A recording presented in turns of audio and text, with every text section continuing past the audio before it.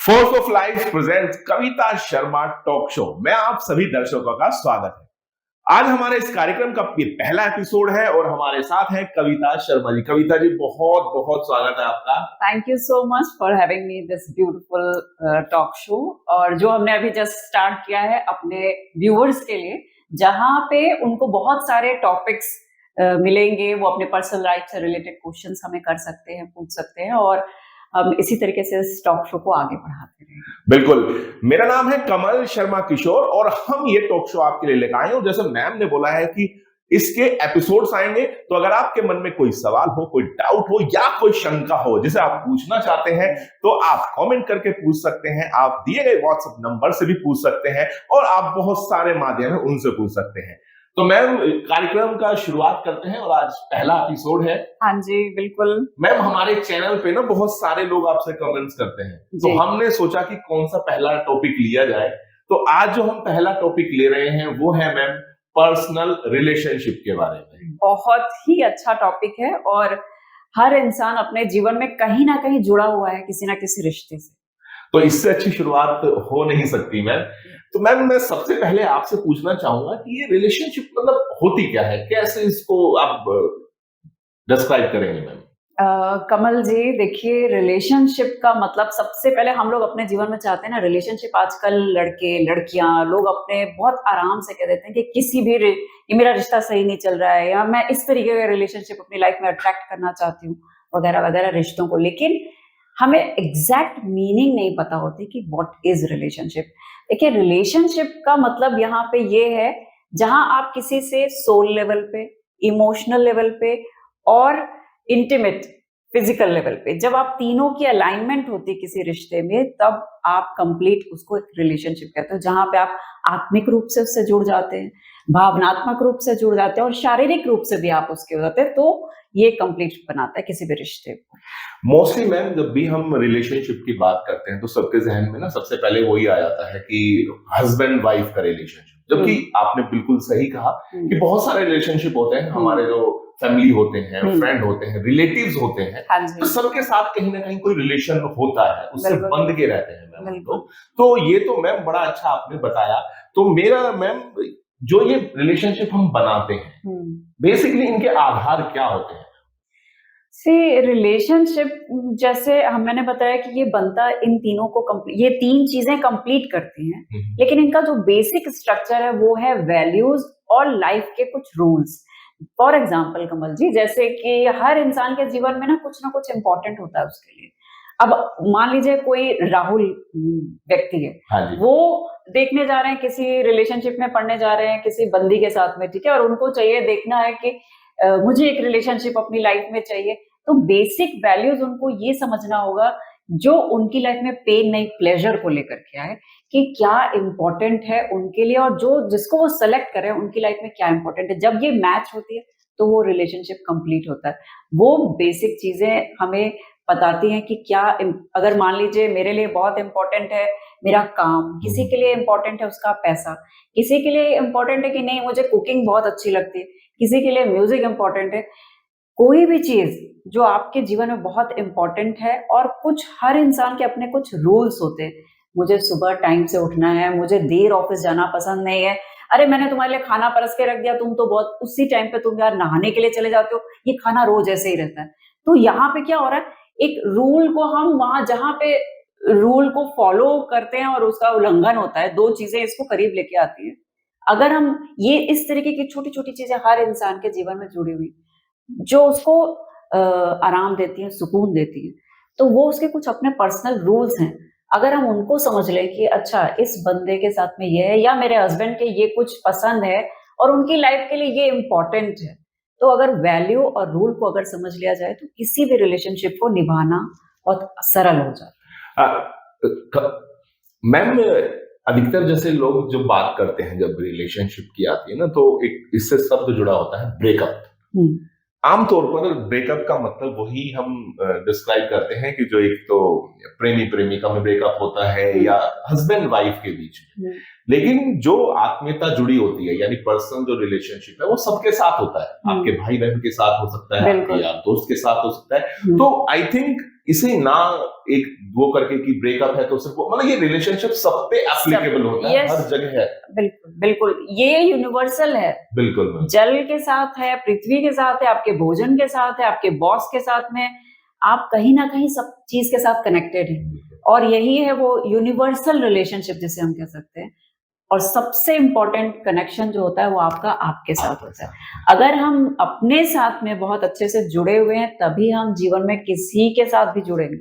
अगर वो मुझे बहुत अच्छा लगा, ये बहुत अच्छा लगा, लेकिन वहां पे बहुत समय तक वो अच्छा नहीं लगेगा हमें, अगर हमें पता नहीं होगा कि मैं कौन हूँ, मेरी क्या डिजायर्स हैं, मैं क्या अपने आप से चाहती हूँ, मेरी लाइफ का पर्पस क्या है। तो अपने बारे में इंफॉर्मेशन जितनी हम गैदर करेंगे वो रिलेशनशिप को और भी ज्यादा इम्पोर्टेंट बनाता है हमारी लाइफ। बहुत अच्छी कविता जी, और आपने ना बड़ी खूबसूरती के साथ इसको डिस्क्राइब किया है।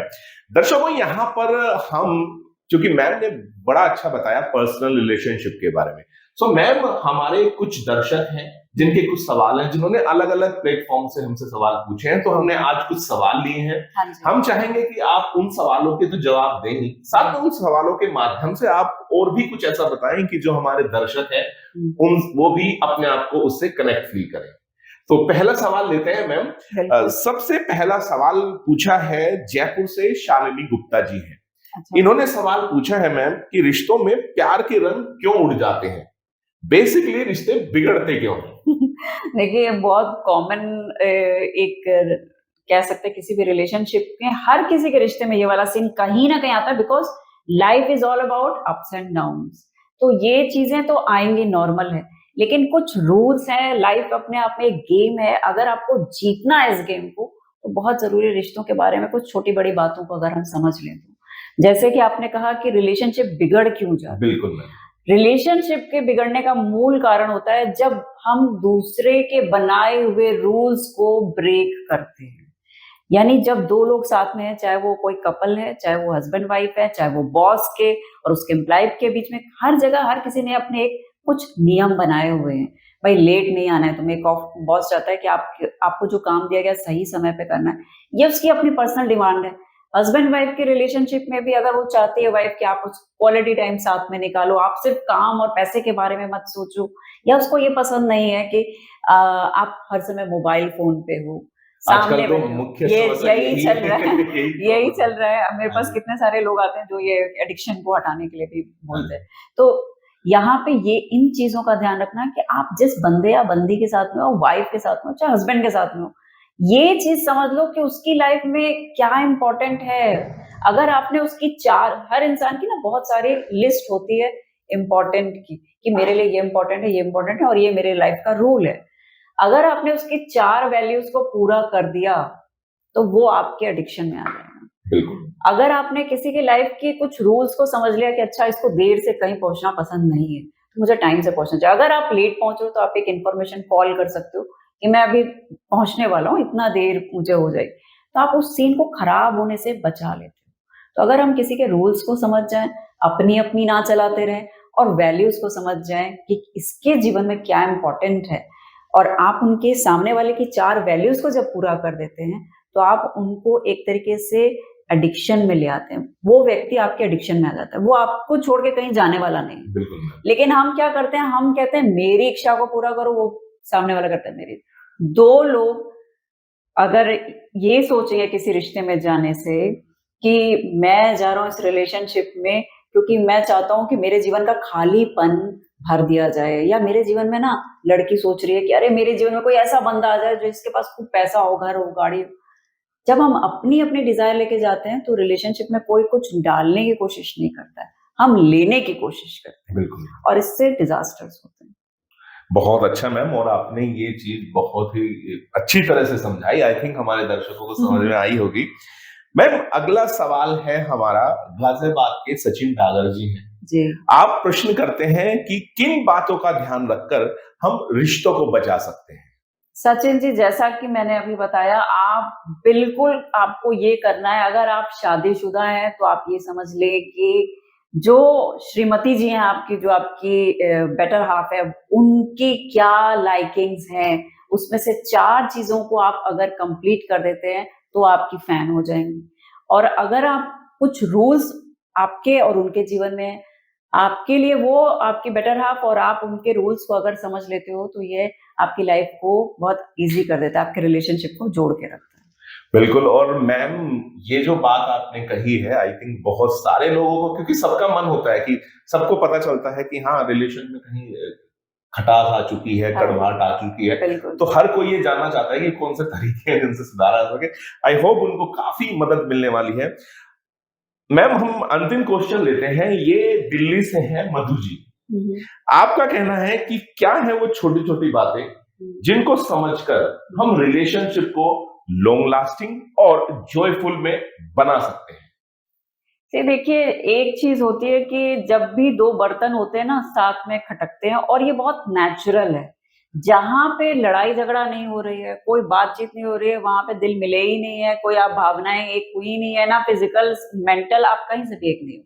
वो एक आर्टिफिशियल हम सरफेस पे उस रिलेशनशिप को सरवाइव कर रहे हैं। लेकिन अगर आप डीपली किसी के साथ कनेक्टेड हैं तो वहां पे कुछ ना कुछ एक दूसरे को बातें अपसेट करेंगी, लड़ाइयां भी होंगी, प्यार का भी सीजन आएगा।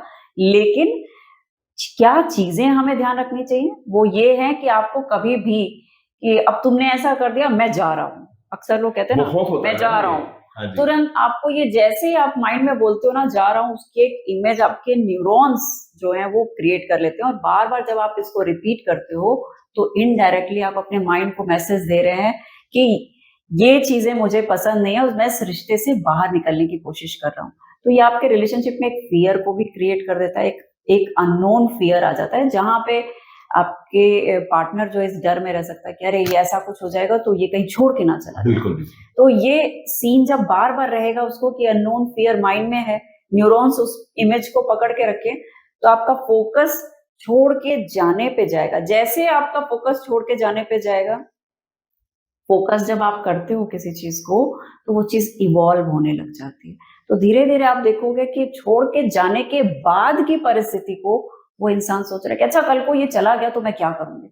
हुआ कुछ नहीं है प्रेजेंट में, लेकिन अपने माइंड के अंदर वो सारी चीजें आपने धीरे धीरे क्रिएट करना शुरू कर ली। जैसे आप क्रिएट करते हो तो आपकी लाइफ में चाहे ना चाहे ऐसा वक्त पे आ जाता है जब आपको ये सीन देखना पड़ता है। बिल्कुल तो बिल्कुल। कभी भी हमें चाहे कुछ भी हो, मेरे कितने सारे वेबिनार वर्कशॉप में मैं उनको यही बोलती हूँ, रिलेशनशिप वर्कशॉप में, कि आपकी लड़ाई किसी भी स्टेज की हो, आप उसको कुछ भी बोलिए, लेकिन आप इस तरीके की चीजें हमें यूज नहीं करनी है कि मैं छोड़ के चला जाऊंगा। बिल्कुल। ये होता है मैम, आम घरों में घरों में यही होता होता है, ये कहीं ना कहीं ये जड़ होती है ये हाँ, इस तरह की। और ये इनसिक्योरिटी देती है। बिल्कुल मैम, बिल्कुल बिल्कुल। तो आपको इस तरीके के वाद संवाद से बचाना है अपने आप को, अपने रिश्तों को। और बेसिकली रिलेशन जो खराब होते हैं उसका कारण ये भी होता है रेजिस्टेंस। देखिए, फर्स्ट स्टेज होती है ना जहाँ पे छोटी छोटी चीजों को लड़का या लड़की या हस्बैंड वाइफ जो है अवॉइड करते हैं। अच्छा मेरी वाइफ ने ऐसा कर लिया, चलो कोई बात नहीं। अच्छा उन्होंने ये दरवाजा खुला रख दिया, कोई बात नहीं। अच्छा उसने ये गलती कर दी, तो वहां पे छोटा रेजिस्टेंस आता है, मतलब क्रोध, भय और एक डर, डाउट आता रहता है। सेकेंड स्टेज अगर आपने वहां से नई चीजों को संभाला तो दूसरा आ जाता है कि वो वही चीजें बढ़ जाती हैं गुस्से में, रोकने टोकने में बढ़ जाती हैं। तीसरे स्टेज पे जब आ जाता है तो एक नमनेस आ जाती है, तब इंसान कहता है यार अब छोड़ो, हटाओ, डिस्कनेक्ट कर लो अपने आप को, ये बंदा कुछ भी करे मुझे उससे कोई लेना देना नहीं। तो ये सबसे खराब वाली स्थिति होती है। तो हमें अपने आप को इस कंडीशन से बचाना है। और कई बार लोग होते हैं ना जैसे टोकते हैं कि अरे ये तुमने ऐसे कर दिया, अरे तुमने ये खराब कर दिया, तुम्हें तो ये भी नहीं पता है।